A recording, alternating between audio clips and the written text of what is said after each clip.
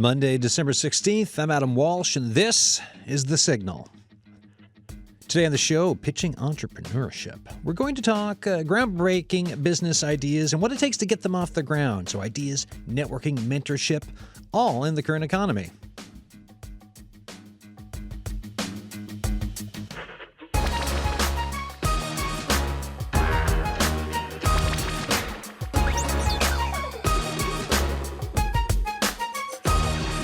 And before we get to that show topic for today, right, entrepreneurship, Friday, I said our first crack at Churchill Falls coverage for The Signal would be this week. It is this week on Thursday. My guest for the full show, NL Hydro President and CEO Jennifer Williams. So, folks, here's how we're going to do that. It's going to be some emailed questions, or if you call the Signal line and leave some messages, we'll be putting some of those questions to Jennifer Williams. So, my question for you then: what questions do you have for Jennifer Williams, right, NL Hydro President and CEO, about the Churchill Falls MOU?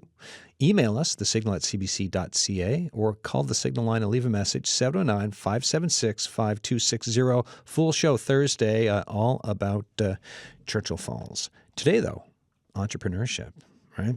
Talking about the Memorial Center for Entrepreneurship, the Illuminate program, and we're going to dive right into it and tell you what it's all about. Here's my question for you for today as you're listening. Have you ever pitched an entrepreneurial idea? What was it? How did it work out for you?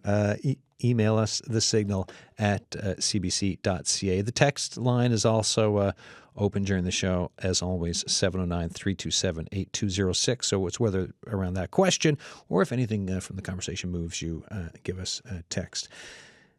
Amy Burridge, how you doing? Great. Welcome back. Thank you, Adam. Interim Director of the Memorial Center for Entrepreneurship.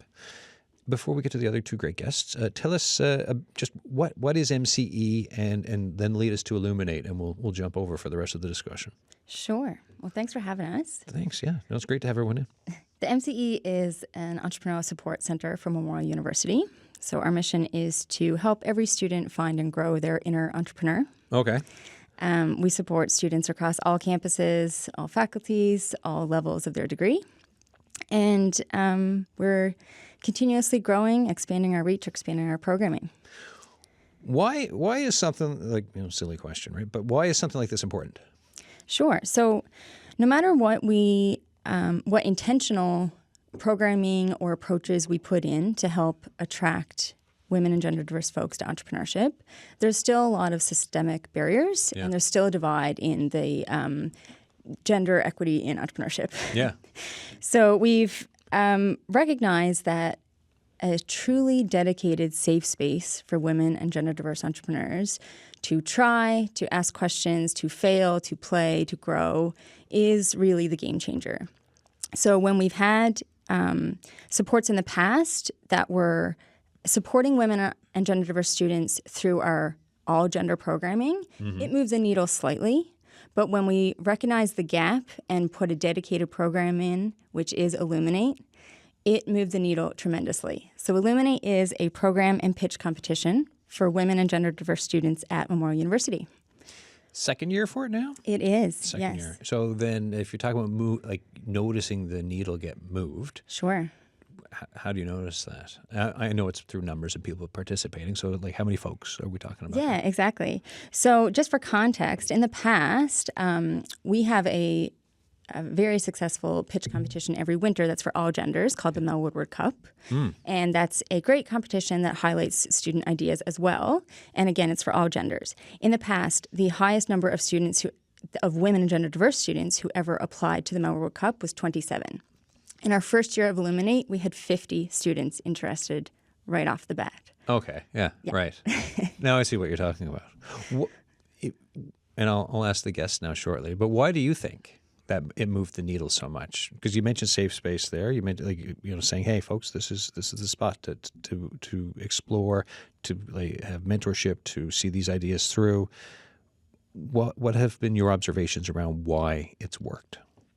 Sure. So, when we look at the barriers to women and gender diverse entrepreneurs, some of it starts at a very young age in terms of confidence building, what society expects of women and gender diverse individuals, and also the bias that comes with funding.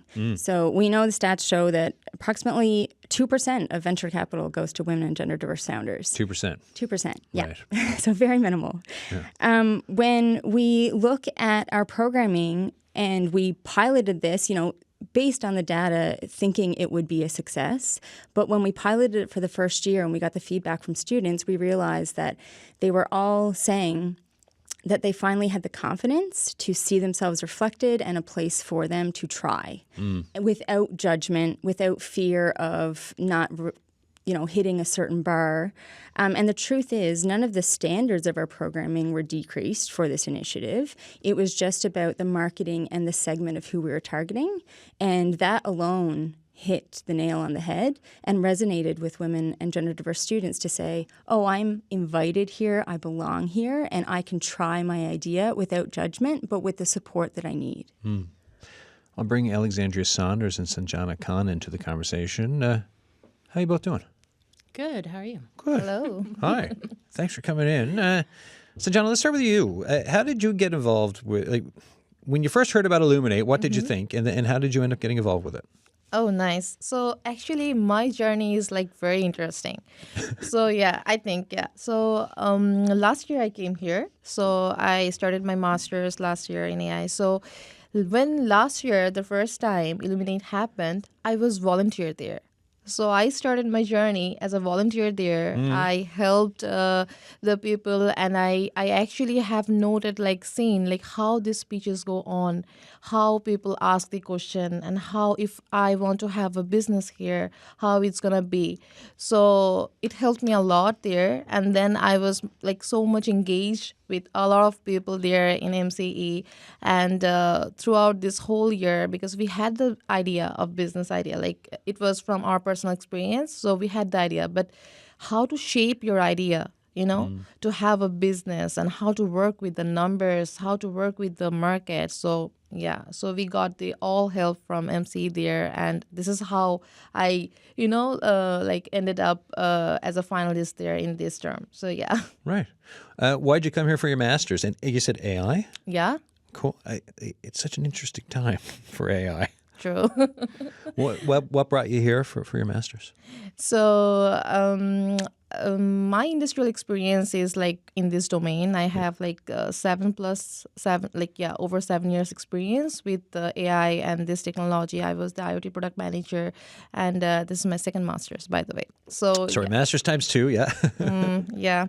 So I was so much, involved with this IoT and industrial IoT, this kind of solutions that at that time I was okay, which universities and which are the programs were working with this AI and everything. So that time I have seen Newfoundland University is offering this program, Masters in AI, that's a specialized one. And that's the story of me, coming here. So, excellent. Alexandra, what about yourself? I got involved in Illuminate. I came across it the first year they did it, and I just thought it was such a cool program. And I didn't have high expectations. I was just I don't know, let's see how it goes. And Give then it a shot. Yeah. got the email that it was in the top 5, and I was very shocked. But it was good. Yeah, no, well, congratulations to both of you, by the way. So then email top 5, and we're talking a newfound hijab, right? Yes. Tell us about that.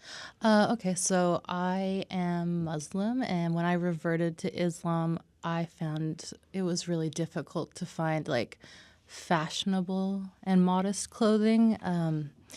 As I met some more people in the community, I found that I was not the only one experiencing this. So I pitched the idea to start a modest clothing brand here to do handmade and import. And since Illuminate has happened, I've gathered some customers, so that's pretty cool.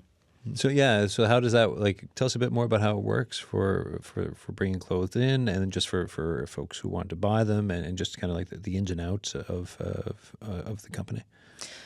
So starting right now, I'm just doing handmade Just items, handmade, yeah. just starting with hijabs, and then the plan is to move on to more clothing when I have a bigger production space, more clientele. And I would like to do importing mainly because it's very expensive and it takes a long time for people to get some items. Like sometimes it's 3 months, sometimes it's 6 months. So having things on hand where people can just go to one spot and find them, that's like the bigger goal. With the folks you've been in touch with, right? So you're gaining some clients, customers. What are some of the things they're sharing with you? Because if you're in a spot where you're like, look, I'm looking for modest type clothing, but it's also fashionable if it doesn't exist. But then when folks are actually getting their hands on something, what are they saying? So far, it's just been like a really nice experience to create the community and have people reach out to me and say like, I've been looking for this for so long and now it's finally here. So. Right, because so much of pitching is this is something I've been learning from like doing some shows on like the tech industry and everything else. It's like, you look on the entrepreneurial side, and correct me if I'm wrong on this, but like you look and you're like, hey, there's a problem, and I've got a solution to this problem, and then that turns into your business. And in this case, 100%, especially with like the growing population of numerous, like you look at the fact that this is a spot, I'm thinking St. John's Metro, that went from one mosque to needing more, right? The growing population of folks who are Muslim here in Newfoundland and Labrador, and then obviously people who will, want to be fashionable, which is a big part of everything. So Jenna, what about yourself in your company? Okay, so the name is Backbringer. Yep. So it actually started with the idea of like own experience, the way I said before. So I think this year, April, May, I had the issue with my eye, like having water all of a sudden. So I used to have this kind of problem back in my home country, like I think 6 or 7 or 5 years ago. But for that, when I, looked for the eye drop, and then it was not over the counter available. And getting the appointment here, we all know like how much, painful that is, the doctor's appointment here. So when I talked with my parents, like just ship that from, my country, we have seen like the value, so the eye drop was like worth of $5, but the shipment cost was like, 200 plus. So it was a lot. So at that time, I went to Facebook and have seen I just posted there like if anyone is coming in near future from Bangladesh and can help me by bringing that. At that time, I have seen a lot of people are actually seeking this kind of help from the community, like if they're coming from their home country or going from here, can help them for this.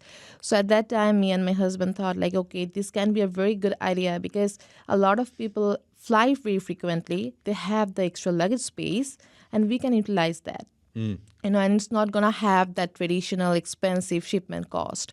So our solution, Bagbringer, is a peer-to-peer platform, I will say, where it will connect one group who is in seek of bringing or sending items from their home country, and another group who is traveling very frequently and have that extra luggage space. So this will connect them both, and so. Cool. Yeah, no, yes, as something like anyone listening to the show already knows, I talk about this all the time, right? My wife is from South Korea.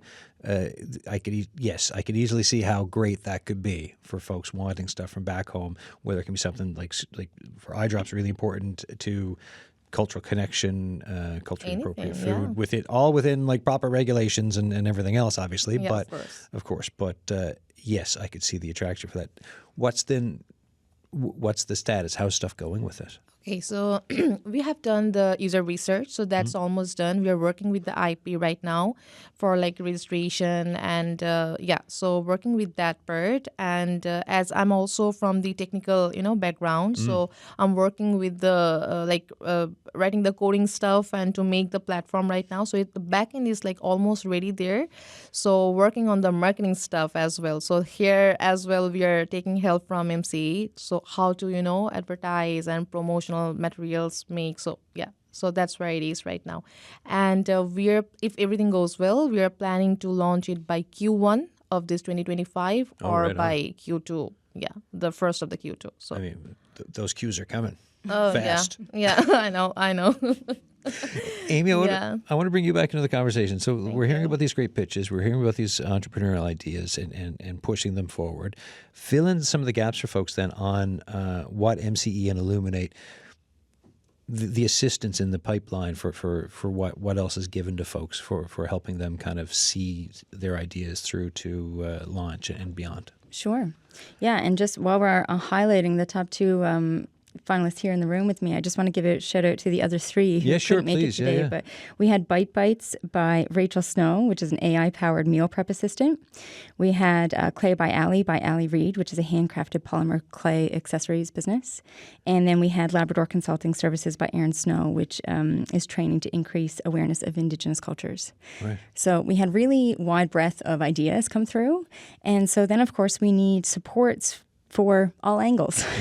I mean, a lot of the concept of how you get started is still the same, but when you have industry experts who have been in their shoes, maybe not for the exact same idea, but a similar sort of thread, we have had nothing but robust support from the community here on Illuminate and MCE in general. And so part of the programming are sessions designed to support students in their knowledge of how to get started on their business. So typically students walk through 6 topic sessions over the fall leading up to the pitch competition. And those sessions are led by industry experts in the field. So we have had incredible business leaders come in, Bronwyn Bridges, Deanne McCarthy, Alyssa King, Constanza Safatle, and Dr. Susan Murray, and of course support from NLO, which is the Newfoundland Labrador Organization of Women Entrepreneurs. And so a lot of these individuals, before they even heard about Illuminate, before it was even really off the ground, they were putting their hands up to say, I want to help. And so that's one avenue that students get support is through these dedicated topic sessions. We also have startup coaches and entrepreneurs in residence who meet with the students one-on-one. They give support on any aspect the student is struggling with.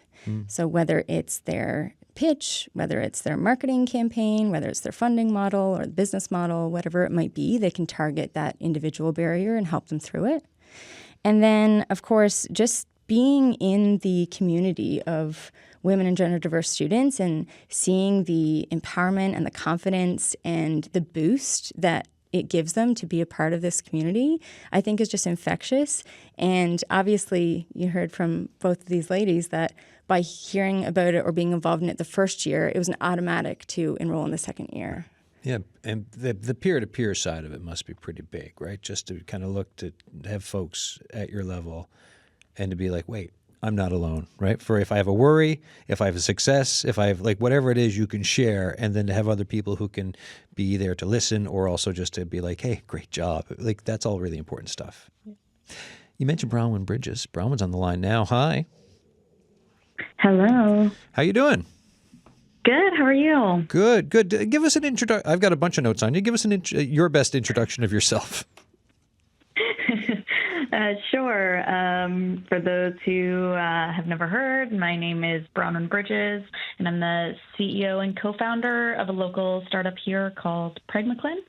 And I'm also a PhD pharmacy student at Memorial University, which is really how I got involved with MCE when it all first started. What is Pragmaclin, by the way?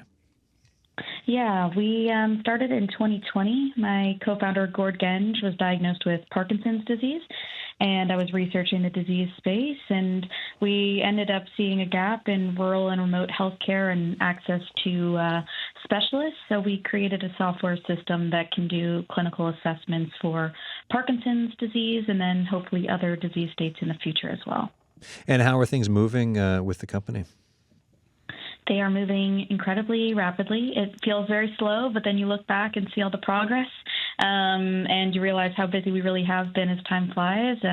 We're really now engaging in some large-scale trials in multiple areas across the globe and validating our technology to be able to commercialize within the next year. So, Bronwyn, with your experience with MCE, how did that kind of help you for where you are now? Yeah, I would say truthfully, and not even just saying this in that kind of level, but I don't think be a company truly as successful as we are without it. And that's because we really just took a shot in the dark and did the Mel Woodward Cup. And I quoted actually at the event that we just had about how the School of Pharmacy said never have they ever seen a pharmacy student win the business competition, and that it was kind of an eye-opener that no matter what field you're in, you can really start a business and have it be beneficial. So the first thing we did was just apply as a shot in the dark, and never did we think we'd win it. But between the support and the introductions, and then really just getting the traction to say, hey, this isn't so much a research project, but I think it could be a really viable business. And then being able to leverage the cash prize on top of that to really expedite and bring in our first, what we'll call hire at the time, and start to scale out our idea a little bit more into that business front.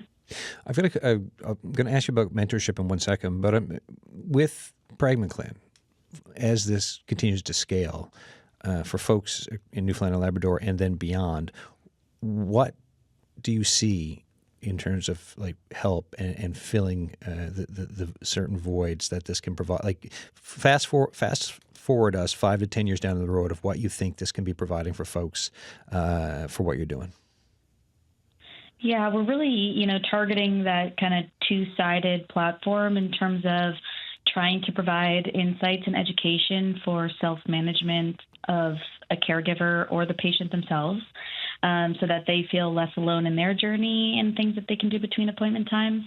But then also on the other front, we're targeting clinicians who are some of the most overworked people that we know. And so this can provide them a tool to not only improve the efficiency of their practice, but then also practice at a higher standard than maybe they were typically doing, because this tool allows them to understand a disease that requires so much schooling and secondary education on top of the degree they already have, because it's so subjective. So really just trying to implement this into urban centers where, of course, we can improve the throughput and the accuracy, but then our original goal, and I think it still remains really at the heart of the company, is placing this into those systems of rural or remote care and allowing patients to get the access that they deserve more frequently, but still at a high quality.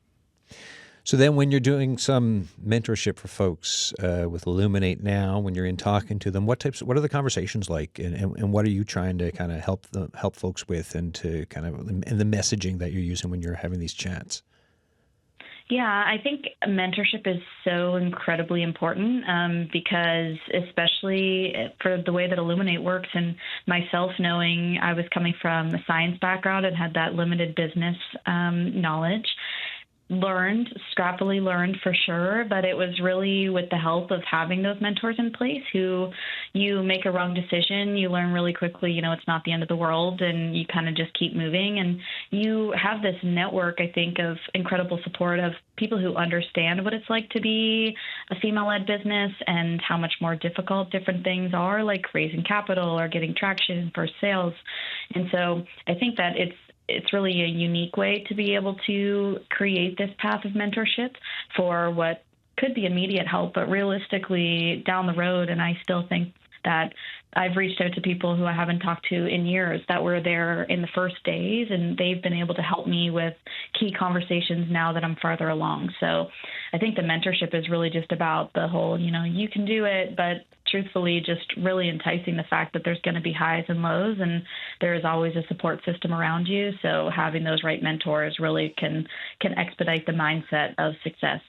So I was on a run yesterday listening to this podcast, and was from this, I think it was a World Bank economist talking about productivity issues for Canada and it being really low. And then I remember lots of discussion over the last, my brain goes to discussions over the last few years about the need to diversify the economy for Newfoundland and Labrador. And then I hear about folks like yourself and Pragmaclan, a homegrown idea that was developed here that is scaling up. You're also giving advice and mentoring others. You were mentored yourself.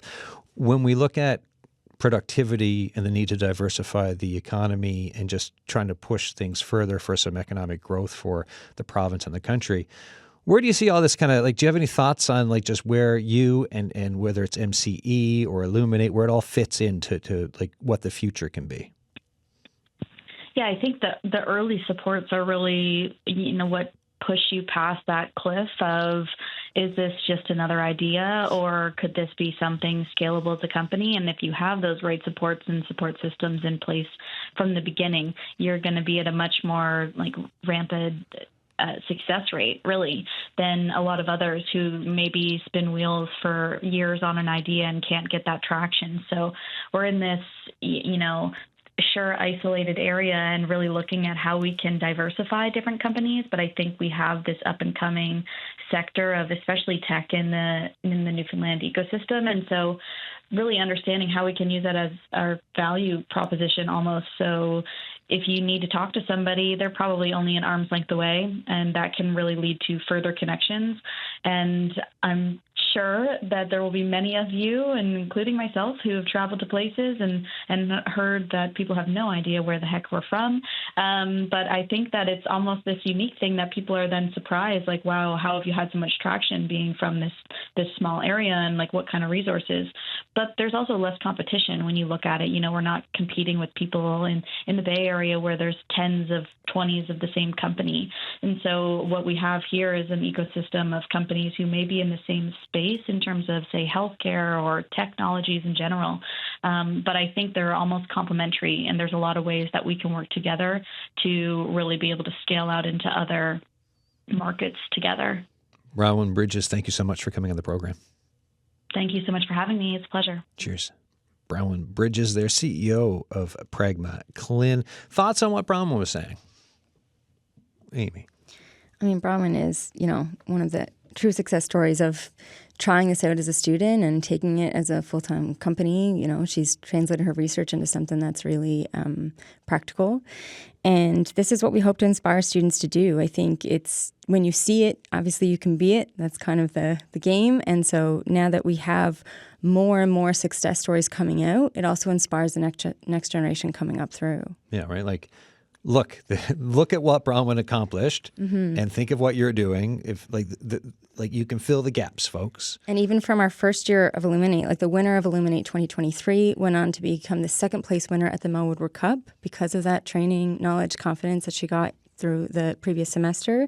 We also had a finalist from last year, Nancy Leong with Simply Wedding, who is now working with the Center for Social Enterprise at Memorial, and she was a mentor for the student pitches this year. Yeah, and she's been on the show a couple of times about Simply Wedding too, Yeah. right? And again, such an because Simply Wedding's social enterprise type of an idea, so that it's affordable wedding supplies. Like I remember she had it was this board, and you could actually put donuts on it, and it would be like a welcome thing for a wedding, and like that. Like, why throw that out? Like when that could just be there, and someone else can use it like each and every time. That's a small example, but just so folks can have an idea. Exactly.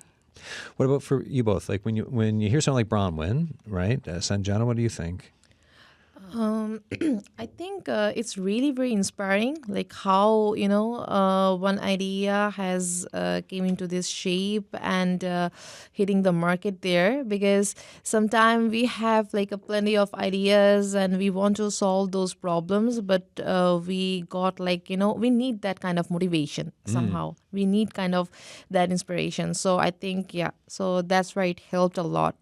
And for the way Amy also said about Simply Meeting Nancy helped us a lot in this time as well, because I remember one session with her, the way she actually helped, like how the judges can have those questions for us and how, so those are like very helpful for us. So so those are like all the experiences they have, and they, give it us back and help us to grow as well. So Alexandra, what about yourself? Yeah, it's really inspiring to see someone start from like a seed, and like you really don't know what will happen. Like, that's what's so great about Illuminate, because you go into it and maybe you have like a little idea, but people, like as you mentioned, Nancy, like she helped me visualize so much. Even up until like 2 days before the pitch, she was just like, just go for it, just do this. So it's really cool to see other people that show you like behind the scenes, because sometimes we look at success and we think, oh, overnight, but it's like, no, these are all the steps that got you there. So right, they're both great. We've got another mentor type person on the line now. Costanza Safatle Ferrari's on the line, a founder and CEO of Newfoundland, a successful for-profit social enterprise specializing in slow fashion and accessories for babies. Costanza, how you doing? Hi, fine, thank you. Thanks for coming back onto the program. So first of all, for a quick update, how are things going at Newfoundlander? Oh, really busy, really good. It's Christmas season, but also we just started our program Sowing Hope, and we hired 23 new members, so it's like busy. 23 new members for Sowing Hope, and is that some of it? Was it $700,000? And this is for refugee arrival women for employment. Is this the part of it? Yeah. This is like we was able to raise $1 million to have 2 years project to support refugee women in get working experience here at Newfoundland. So you're busy. Then when you're just a little bit in and around all this busyness, when it comes to working with Illuminate and MCE, what are the conversations you have that you're having with folks when it comes to mentorship? Yeah, so mentorship is a key kind of essential and for entrepreneurs in any stage of the business. To be honest, you never stop to ask for help for your mentors, and I feel like Illuminate is one of those places that you can have a meaningful connection and cultivate a relationship with somebody that might be your mentor in the whole journey of your business. Myself, I have mentors as well, and they have been with me in all this journey, in ups and down moments. And yes, I don't know. I mean, getting their advice for me is crucial. Right. What barriers? And we've talked about barriers before, right? For starting a business in Newfoundland and Labrador in the St. John's metro area. What barriers are you still seeing for startups, for people who are entrepreneurs or have entrepreneurial ideas and are trying to get into how hard can it be to get into this, to get into an idea and to see it kind of grow into something really successful? Well, I think like myself, I was not a student, and so I was like by myself trying to navigate the entrepreneurship ecosystem. I feel we don't have any hub that put together the whole ecosystem and what is happening. It's many things happening at the same time, and sometimes you qualify, sometimes you don't. Sometimes you need to be a woman, sometimes you need to be a permanent resident, sometimes you need to be a student. So it looks like it is a lot, but the truth is like it's hard to gather all the information in one place, and I think we are lacking about that in the province. I feel our resources there, things happening, but get the whole information is hard. It's hard to navigate, especially if you are arriving to this province. You don't need to be an immigrant, like coming from another country. It can be a person, a Canadian, coming from another province. And trying to understand how work the ecosystem is hard when you don't have this hub space that show you what is going on and connect you with the right place and people. Last question before I let you go. Just operating a business in the current economy, are there any special challenges that you're seeing now, given how the economy is doing? There's, like I was mentioned earlier in the show, I was listening to a podcast yesterday about this economist in Canada talking about the lack of productivity in the country, but then you have people who obviously across the country who are really hustling, trying to have like business ideas and dreams to push forward and trying to make it through. Just what are your thoughts on that? Yeah, no, I think the strike of Canada Post show how vulnerable we are. And I think this hit really hard to a small business, especially the ones that sell just only online. Unfortunately, the big benefit of all this was Amazon. That was the only one that managed their own shipping and company, And I feel that shows how vulnerable we are. And I hope that we can take a big learn from this and plan better what is going on. Because as a small business, this was the worst news in Christmas that can happen to you. And yes, that was really surprising to me. And I navigate this. Well, as an entrepreneur, you navigate challenge and you try to drive through. But in the way, many businesses close. And that is super hard to see from outside. Many businesses are closing, especially in Water Street. And I hope that now that come 2025 will become a plan, we have elections, coming soon. And I hope people be really conscious about what will be happen next, because I don't think this look really promising about what is going on right now. Constanza, thanks so much for taking time out of your busy schedule to come back on the show. Okay, you're welcome. Thank you so much for having me. Cheers. Costanza Savalis Ferrari there, founder and CEO of Newfoundland, a successful for-profit social enterprise specializing in slow fashion and accessories for babies. That podcast I keep referring to, by the way, folks, it's the Hurley Burley podcast, and the economist was the chief economist at Royal Bank of Canada. So that was the Francis Donald is the person's name. So if you are curious about what I'm talking about, for like I do when I'm out for a run and a podcast to listen to, it was an hour and 18 minutes. Quite the listen yesterday. If you've got thoughts on this show as you're listening to us, right? We're talking about entrepreneurs, entrepreneurial ideas. Email us, thesignal@cbc.ca. You can also text us, and the text line is 709-327-8206. I've got folks with me today from, it's the Memorial Center for Entrepreneurship. The program is Illuminate. We've got Amy Burridge, Alexandria Saunders, and Sanjana Khan here. Any thoughts on what Costanza was saying? I mean, Costanza is just one of the leaders breaking down barriers, especially for newcomers to the province and starting their entrepreneurial journey. The MCE supports all students, but about 75% of our clientele are international students. Right. And so it adds a lot of extra barriers that they're facing that local students wouldn't. So when you have someone like Costanza come in and be a session leader who has walked that walk and is not only breaking down barriers for herself, but for anyone else that comes behind her, it really resonates with the students, and they can see, oh, it is possible. Oh, I could stay here and grow a business here. I don't need to move to a big hub like Toronto or Vancouver or down in the States to get this off the ground, and I can make an impact. And of course, we want our students, after graduation to stay local. We want our entrepreneurs to stay here. We also want to have these global markets. So we don't want to just circulate within Newfoundland, Labrador and move revenue around. We want to create a really sustainable business here that has those national and global markets, but the support of that small town ecosystem. And at a time when there is a story that the province is trying to, the provincial government trying to attract more newcomers, right?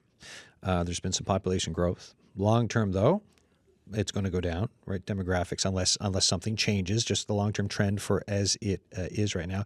Also, if you ask folks who are researching this, folks like economist Tony Fang at Memorial University, they will also tell you that Newfoundland and Labrador has a retention issue over time when it comes to newcomers sticking around. So all of this just to fit in with everything you're talking about there with Costanza and some of the signaling or messaging for what is possible for folks who have entrepreneurial ideas. So for two of them here today, what do you when you hear Costanza and you hear what she's saying, where does your head go? Okay, so I actually gonna agree with Amy, because the way we international students, like this is like a full gear change for us, different culture, and then we have the study, we have to work, and if we have like these business ideas, we wanna have our own startup, then this is like a third wheel there. So there is like 3 different lanes and how to change those lanes and how to. So these are like a lot, and the sessions, the mentorship helped us there a lot, like how to manage these 3 things properly and how to prioritize stuffs and manage the time. So for us, the international students, I will say that was the big help. Yeah. Around the retention part of the discussion, Okay. Do you have is that not that you sit down and be like, let's talk retention, but like, do you have discussions with other folks in your network about stay here with the business idea, go to Montreal, Toronto, Vancouver, Halifax, whatever else? Oh my God, a lot of time. I think that's the very common discussion of all the, gathering of So, yes, because we're here, most of us, like with the study. And when the, program completes, we want to have our own business. But then again, we need the support from the ecosystem as well to have a sustainable, scalable business here. And so I think there is definitely a lot of improvement room there, but it's growing. I will say it's growing, and how we are getting the support and help to have our own business here and to stay here and to contribute in this economy as well. I think that's very much, going in a very good direction. Yeah. And if you don't have an answer off the top of your head, no, don't worry. But is there anything else that you think, you know what? So like as it goes in this good direction is what you're saying, is there anything that you can think of that if they could just kind of change that would make it even better or that would move things further along? Definitely that's I'm not so sure the best answer or not, but I think there are some domain, for example the healthcare part, the transportation part, or the technical or technology part. I think so these are the domains where we can work a lot, and if these stuffs are like getting in the perfect block in the place, then it will help the people to stay more here and to think about being spend the whole life here. Yeah, so for example, from my opinion, me and my husband love this place. We are really we really want to be here, but then again we need that ecosystem as well to be here. So I think this business Backbringer is going to help us a lot, because we are planning the whole thing based on the Atlantic region here, and we need this kind of ecosystem, this kind of support from here to sustain here. So you need the support. Hopefully it continues, and then you can continue to put down roots for yourself and your husband and grow some business here. And it's not just the founders themselves that are going to benefit by staying here, right? A big part of what MCE does is also try to connect students with co-founders. Sometimes you have a very technical founder who needs that non-technical support, or vice versa. And when you look at the companies, they might for a long time just be a single co-founder or two-person partnership. Right. But when you look at the longevity of the companies that are making it here, Misa, Colab, you look at Verifin, the amount of people that they're retaining in the province just from the job creation is another part of that and a key piece. So it's not that, you have to have your own entrepreneurial idea to stay. You can jump on board as someone else's idea, become, employee 3, 4, 15, whatever it might be. And that also helps the retention of the province. Exactly, right? That helps with retention, and then it solidifies, like we keep using that word, the ecosystem. It's just like everyone in that industry working together, which for diversifying the economy, for helping the population be where it needs to be, tax base, all of that other stuff. It's important. Yeah. What are yourself thoughts on for hurdles? What else is in your way for growing your company? I'd say production space is my first big one. Yeah. Because I do have a dedicated room at home, but when it comes to making a dress, you need a big spot to cut things out, and that would be one of them. The deeper thought that I have behind this company too is I lived in Toronto for a long time, and I had a clothing business there, and it thrived because there was a dedicated place for people to make art and make clothes and build a business, and we built a community. And I came back here and I was like, there's not even a coffee shop open past 5. Where am I supposed to do this? And then got to MUN, started to meet more people. They came across the same issue. There's no third spaces. Yeah. So when I think about developing this further, I imagine having a space to teach people to sew or teach people to make art and create a cultural hub for more people to engage. And I think that could even help with retention, because a lot of people lack community here, and the winters are long and cold, and it can be very isolating to not have that community. Yeah, so to create community, create those connections, to have people feeling in a safe space to create it, all of that, you get to that success level that will hopefully lead, the rising tide, the boats thing, that old saying. But people can understand exactly what you mean there. So then, what's the future hold for MCE, for Illuminate, for yourselves, Amy? MCE will always be here to support student entrepreneurs. Illuminate, we've had 2 successful years now. We have made the choice to embed it into our annual programming, which is fantastic. And that is thanks to the support of our session leaders, but also our sponsors. So prizes at the competition are sponsored by women-led local companies. And so without the help of those sponsors, the pitch competition would not be possible. We don't really have a hard sell in getting them on board. Again, everyone likes this idea. Yeah. Everyone wants to get involved in some way and kind of be attached to it. So that's great to see. But we can always use more support. We could increase the funding we give to women and gender diverse founders because, to be honest, yes, they get a little bit of money at the competition, but it's really just an acknowledgement of their idea and maybe a boost to get started. There's a lot of funds that are still needed to get the idea fully off the ground. And for you to be part of it, what's it like to be part of it? For like what? Yeah, I know you can be like, well, I'm just one person, sure, but like you're part of something that's making a difference with people's lives, right? So when do you get time to sit back and be like, wow, that's kind of something? I mean, yes, I think that Illuminate, kind of keeps me going, to be honest, and the initiatives that we're doing to support women and gender diverse students.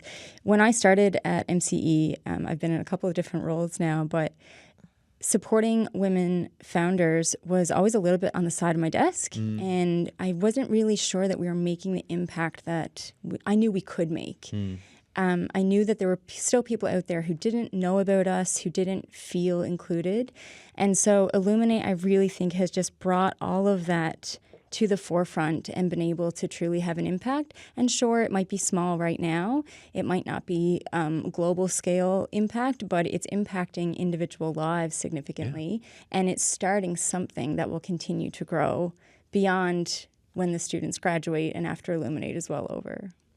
Alexandria, final thoughts from you. This is the part where we go final thoughts. Final thoughts from you today. Either it could be where you want to be in 5 years. It could be anything you want to talk about for final thought. I guess if I look at 5 years, I would love to have a big community space where people can learn lots of new skills. And I would also say join Illuminate if you have the opportunity, because you could make friends, you could make new connections, and you really don't know how far you'll go if you join. So, Sanjana, what about yourself? Okay, so 5 years, I think definitely I would like to see my company growing a lot and helping others, employing probably 500 new employees there. So somehow, yeah. And yes, so the way I said, we are starting with Newfoundland and then probably the Atlantic and then full Canada. But definitely by 5 years, I would like to hit the North America zone. So yeah. All right. So that's where I'm seeing myself. All right, I'm writing it down. So there we go. Okay. Sanjana Khan, Alexandria Saunders, and Amy Burridge, thank you so much for this. Thank you. All right, folks. I started the show with this. I'm going to end the show with it. Well, and we also have a song to play. But on Friday, I said our first crack at Churchill Falls coverage for the Signal would be coming this week. So full show Thursday. My guest for the full show, NL Hydro President and CEO Jennifer Williams. What questions do you have for Jennifer Williams about the Churchill Falls MOU? Email us, thesignal@cbc.ca, or call the Signal line and leave a message, 709-576-5260. And here's a message sent in about thoughts on Churchill Falls from Bern Kenny. Take a listen. Hello, Adam. On Friday's program, you asked the audience for input regarding the recent hydroelectric announcement, and I'd like to offer up 3 comments. Comment 1 would be this. I hope that the media keeps track of the accuracy, or at least to confirm numbers regarding number of jobs that will come along, the value that it brings to the province. And I say that because it was almost as if the spirit of Joey Smallwood was alive last Thursday. It wouldn't be too much for Joey Smallwood to say, we're getting $1 million. And a few sentences later it would be, no, we're getting $10 million. And by the time he finishes, it would be something like, no, we're getting $100 million. Because when Premier Fury spoke last Thursday, he referenced his first $200 billion. Later on, it became $225 billion. And before the news conference was over, he referenced $250 billion. So there's a big spread here of $50 billion between the $200 billion he started with and the $250 billion that he ends with. So I hope the media keeps all of this stuff in check. It's not too long ago, as you could read on the CBCNL website, the inaccuracy of reporting from government's standpoint, the UK soccer team and the visits to the website. So the government kind of laid an egg there. And if it wasn't for a reporter and CBC following up on this, we would all be in the dark here. So I hope as, all of these numbers come fast and furious and the riches start coming, that at least some media are able to, contain all the hype. That's point one. Point two I'd like to make is regarding keeping in track here with this story regarding what's happening in Quebec. And I would table this point two as probably a heading of political risk. Because if Premier Legault gets himself in more political trouble, specifically regarding this MOU, is he going to try to change the MOU to make himself look better in the eyes of the public? Because if he needs to change this MOU, how will the people in Quebec, and especially the people here in this province, know about that? Is there something in this MOU process where it triggers the legislatures and both provinces are notified? If there's then discussions about what needs to be changed, when will we know that changes had been made? So I think that should be something that media really keeps a track of. If things need to change regarding the MOU as far as Quebec's concerned, how will we know about it and when will we know about it? And my third and final point would be this, Adam. It seems that on the day of the technical briefing, Jim Dinn, leader of the NDP, and Tony Wakeham, leader of the Conservatives, weren't there. And unless I got it wrong, the two independent MHAs, Paul Lane and Eddie Joyce, were also not there. So these gentlemen represent thousands of people. So is it just those four who were kind of isolated from all this information? Are all of the Liberal MHAs the only ones, or are there still Liberal MHAs who weren't briefed at the same time, and that all the MHAs get a special briefing of their own? Like, were certain people just left out of this because someone on Team Fury decided to do that? If you could get some clarification on that, I'd like to know that, because if information is only going to be given to certain politicians and not other, where, as I said, those four MHAs now represent thousands of people in this province, I think that the people of the province should know that. So anyway, that's my points. Thank you very much. I'm Bern Kenny in Corner Brook.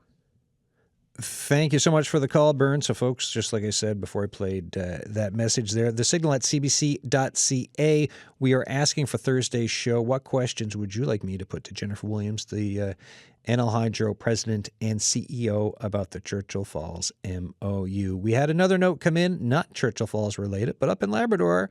It's from Jen Edwards, the Labrador West-based band Tarmageddon.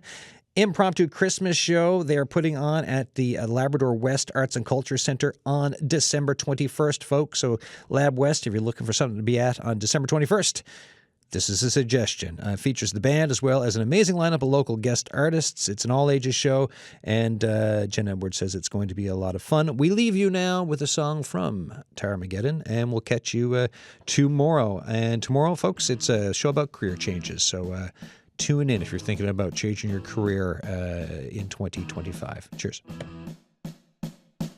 I did a thing today, forgot about